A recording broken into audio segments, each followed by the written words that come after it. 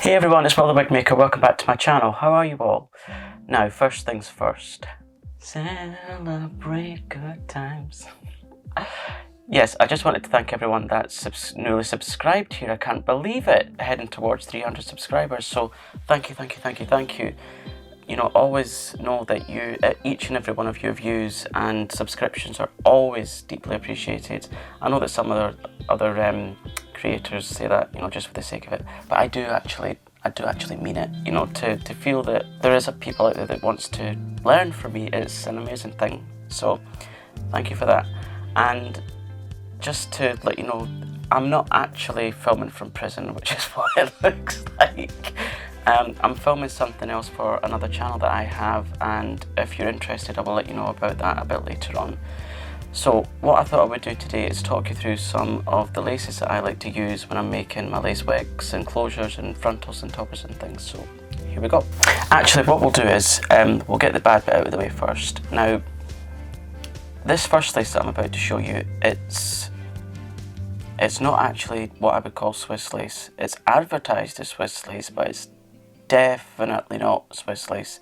But, you know, please believe me. This lace I got from one of these very well-known apps that describes it as Swiss lace, but for the price that I paid for it and the quality that I got, it's definitely not real Swiss lace.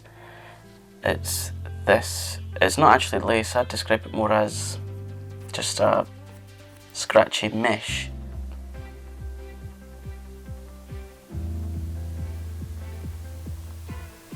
As I said, it's not real Swiss lace, and it's definitely reflected in the price. I think I paid about £12 for a full yard of this, and for £12 for a full yard of Swiss lace, no. A full yard of proper real Swiss lace is about maybe 5 times the price of that. So if you want to practice, you know, for your ventilating and making your full lace foundations and things, I would recommend using this, but I would not recommend using it on things like closures, frontals or toppers, because this, one, it's very uncomfortable to wear, two, it's very visible on the hairline, and yeah, it's not the genuine article, so I wouldn't recommend using this one. Great for practice, but it's good for nothing else. Okay, so this next one, it's a lace material called film base. Now, I would use this either in the back panels or, you know, the nape band or sometimes the crown. The reason I say that is because this lace is a bit of a stronger lace and it's still quite light in colour. So, you know, it's good for places that you don't necessarily get a close-up of the wig or get, you know, proper scrutiny like the front or the part. So there's that. It's got a nice sort of light colour to it. This one, it comes in different colours from the supplier I got it from, which I will leave in the description. Now this next lace, it's called Lace 60. Now that doesn't mean 60 Denier Lace, it's just a name for it. This lace I would definitely use in places where it needs, you know, more of a durable lace, like, again, the back panel and the nape band.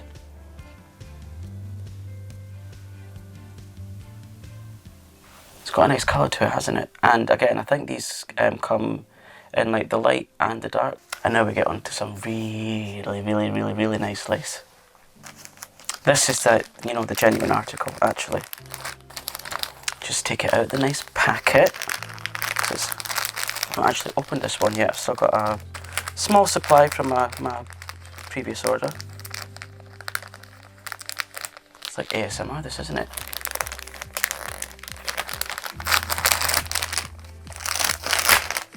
Now, this is actually real Swiss lace made in Switzerland and sometimes Germany. And it's quite transparent and it's nice and soft and it blends very easily with the skin, be it if you're using it with glues or without glue. You see, it's almost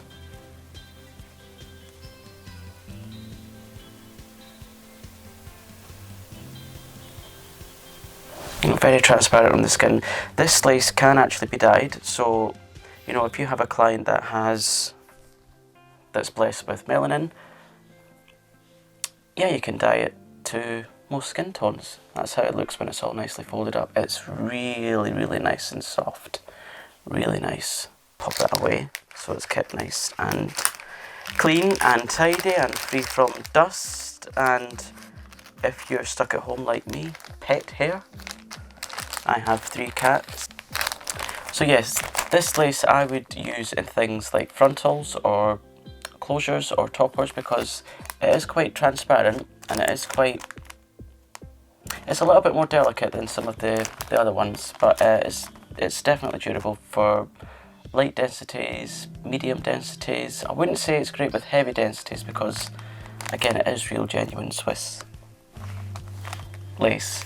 It's a little bit delicate, but yeah, you have to, if you're using this, you have to kind of judge how you feel it's going to cope. Do you think it's going to cope with the hair and the weight?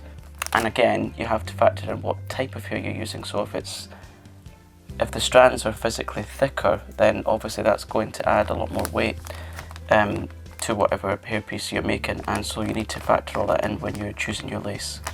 Now this next one, it's 30 Denier Lace. So as the number suggests, as the numbers start to go down when it comes to lace deniers, the more expensive it gets and the more finer the lace is. So I don't know if my camera will actually pick this up, but I'll have a try. Can you see that? You can see it ever so slightly. And I'll do a close-up on my finger just so you can see how really nicely it blends.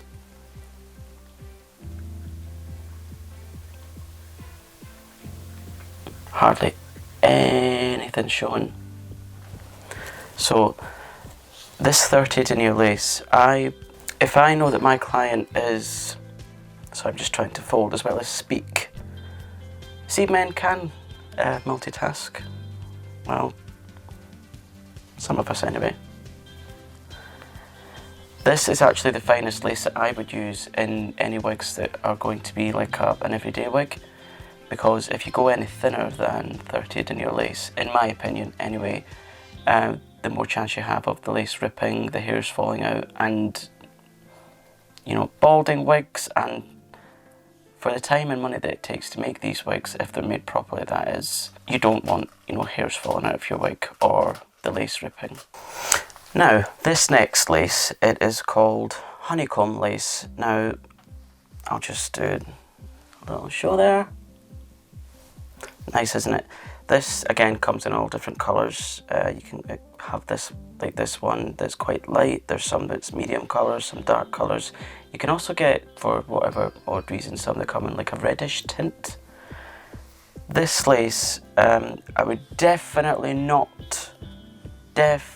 use in things like frontals or, like in the front panels of wigs or for closures or toppers, because it's very thick and no one wants to see grids on your head, do they? No, the whole point of wearing a wig or hairpiece is so that it looks like a head of hair and not an actual wig, so no one wants to see that. I would definitely do a little close up there for you. I would definitely use this in things that require really high densities, and you could, if you're in a rush or you need to make a wig in more of a hurry, use this because the holes are actually a lot bigger. So if you need to make a wig in a little bit quicker time, I would say to use this one, and you can get away with using it in like I wouldn't say the nape band, I suppose you could do it in the nape band if your hair is not going to be worn up, and you could use it in like the back panel. So yeah, there is that option as well. Now here's when we get to, I would say, in the wig community, a little bit of a controversial subject. Now this next lace that I'm about to show you is called HD lace. It's actually Ultra HD lace. It's about 15 to 20 Denier Lace. It is extremely fragile.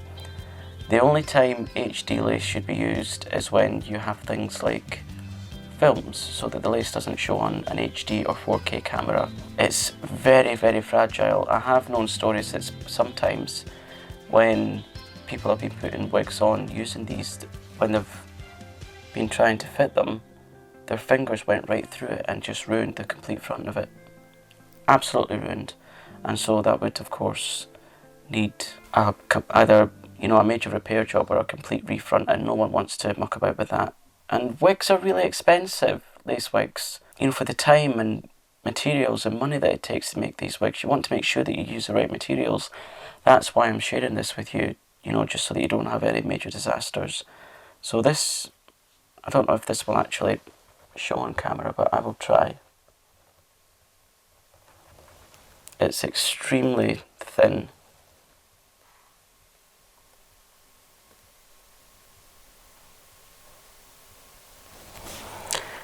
Yeah, so that is HD lace, and like I said, it should only be used in things like for one-off wears, definitely not in everyday wear, definitely not, because you would have holes going in it, you would have hairs falling out, no one wants that. And you need to remember, when HD lace is used in things like films, their art departments have dedicated people who know exactly how to look after these wigs and how to apply and remove them. So this, I definitely would not use in everyday wigs or hair loss wigs. Definitely not. But if you feel that you're very used to using this kind of material and you know exactly what you're doing, yes, of course, go ahead and use it. And when you're making your foundations, and when you're making the frontal part, what you can do is fold it over, and then for the very front, just have maybe like half a centimetre at the very front of just one single layer. But yeah, I mean, if you're prepared to take the risk and use HD lace for, you know, everyday wigs, you know, knock yourself out. But me personally, I want my clients to have longevity for their wigs, so I definitely would not recommend using this for anything. The only thing that I would recommend using this for are things like eyebrows or maybe a very light moustache, because I mean, like I said, it blends very well to the skin and it just is completely invisible.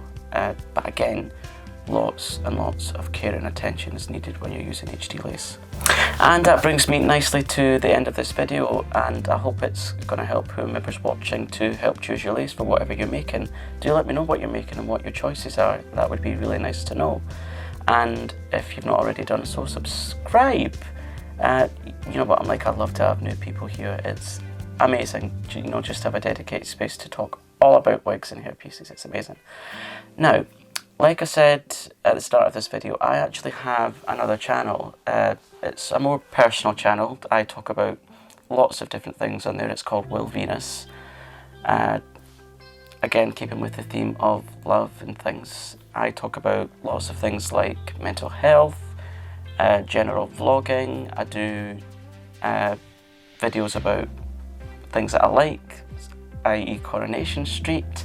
If people don't know what that is, it's a soap opera here in the UK. I talk about all kinds of subjects, so it would be really nice if you could subscribe to that one as well, which I will leave the link for in the description. Yeah? And one more thing before you go, if you're interested, on Thursday the 8th of April at 7:30 PM GMT, I will be doing a live on my Instagram with the fabulous Jane Gage. Jane works in theatre and she does drag wigs for some of the RuPaul girls, and we're just going to be chatting all about wigs, and you can join in and you can submit questions for us to answer, and it's going to be really, really good fun.